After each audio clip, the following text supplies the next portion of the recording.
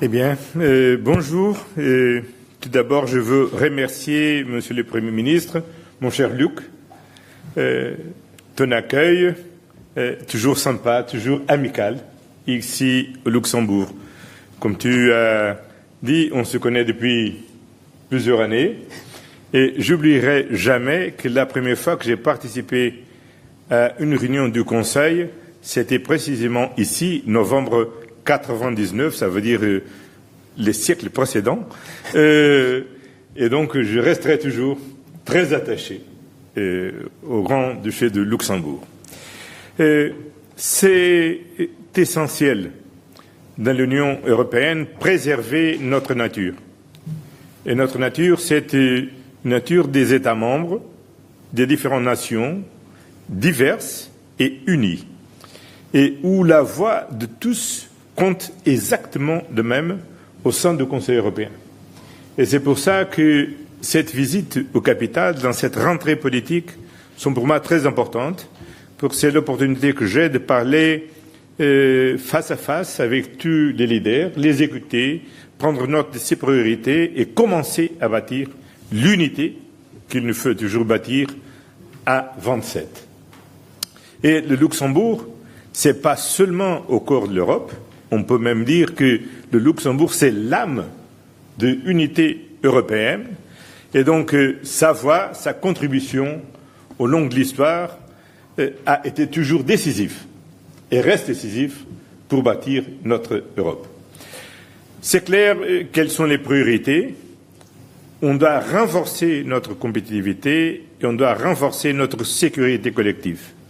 Et les deux vont ensemble, parce que sans une économie solide, sans des entreprises compétitives, sans la création des emplois dignes, c'est impossible de soutenir et renforcer notre sécurité collective. Et d'un autre côté, personne n'investira en Europe. Ce ne sera pas possible de tenir notre économie si on ne rassure pas une paix durable et la sécurité pour nos citoyens.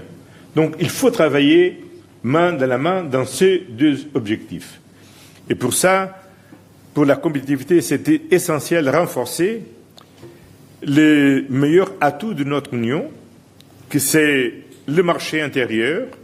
Et pour que le marché intérieur fonctionne bien, il faut préserver Schengen. Pas seulement parce que c'était une vierge luxembourgeoise, mais parce que Schengen, c'est un des symboles de ce que ça représente pour les citoyennes et les citoyens, la liberté de mouvement, une des libertés essentielles de notre Union. Mais il faut travailler plus dans le marché intérieur. Compléter l'union d'investissement et des capitaux, travailler sur les télécommunications, le marché de l'énergie, tout ça c'est essentiel et les crises qu'on a vécues notamment dans le domaine énergétique est clé pour démontrer qu'il faut le faire et assez tôt que possible. L'Europe doit maintenant affronter un cadre international vraiment difficile. La paix en Europe est en risque avec la menace russe. Il nous faut faire face à l'instabilité des relations transatlantiques et il nous faut faire face aux défis commerciaux que la Chine et d'autres nous posent.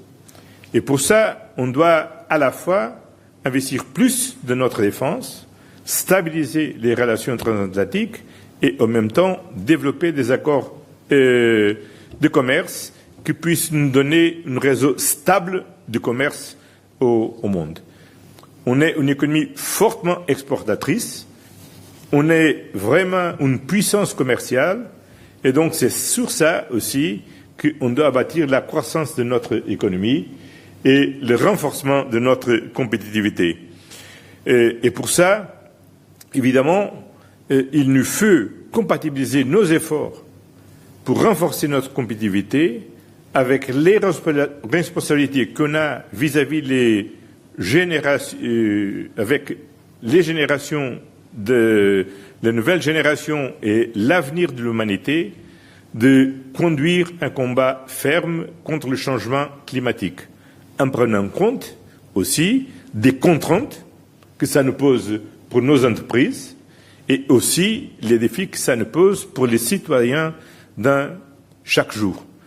Et c'est une des raisons pour laquelle, dans les prochains Conseils européens, on aura toujours dans l'ordre du jour un point sur un sujet qui concerne directement le quotidien des citoyennes et des citoyens, en commençant déjà en octobre avec le logement comme un débat qu'il faut faire aussi au niveau européen, parce que c'est essentiel à notre cohésion, mais c'est aussi essentiel pour qu'on puisse avoir une économie compétitive avec les meilleurs recrutements, et notamment les jeunes, chez nous, et avec confiance dans son avenir.